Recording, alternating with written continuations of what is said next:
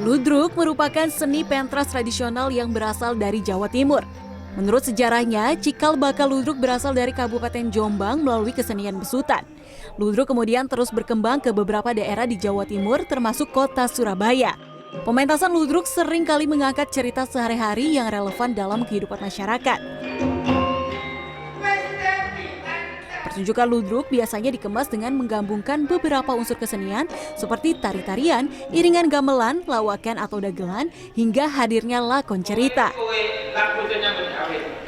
Di tengah modernisasi dengan berbagai kecanggihan teknologi, ternyata tidaklah mudah untuk membuat kesenian ini tetap bertahan.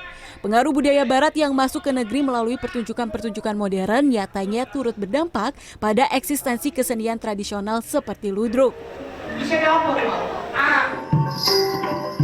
Cukup banyak tokoh di Surabaya yang turut memperjuangkan keberadaan ludruk.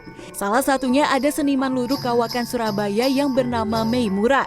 Menurutnya, sejak Taman Hiburan Rakyat atau THR ditutup, membuat ruang seni bagi seniman ludruk kian terbatas.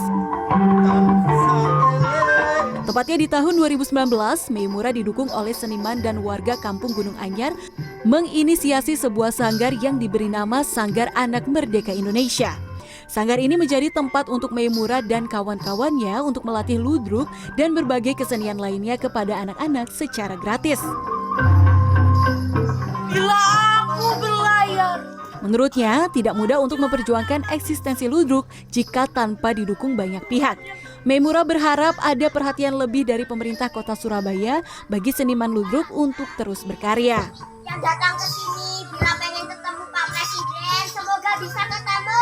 Amin. Maka sebenarnya pemerintah kota harus melihat itu sebagai miliknya begitu. Ya harus diurus hak ciptanya dan seterusnya karena perbedaannya jelas.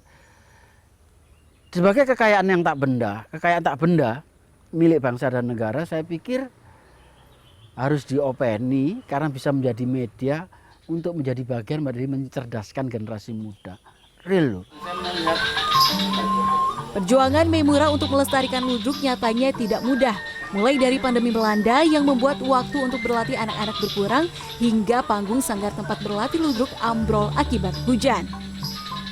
Meimura berarti biasanya kalau ngelatih anak-anak ludruk itu berarti di sini ya Pak ya? Iya di sini, tapi di sini tidak hanya mengajarkan ludruk, tapi hampir semua kesenian dasar-dasarnya kita berikan dengan harapan bahwa anak-anak akan punya bekal dasar-dasar itu sehingga kalau melakukan pengembangan itu sudah punya basic dari kampung lah. Itu idenya seperti itu.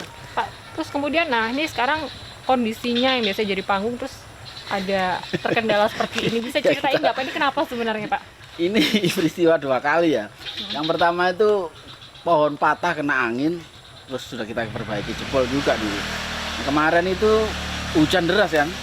Nah ini kan kita tutup plastik supaya air tidak masuk, ternyata bocor kita tidak tahu, maka ambrol seperti itu. Alunan gamelan mengiringi suara merdu para sinden campur sari.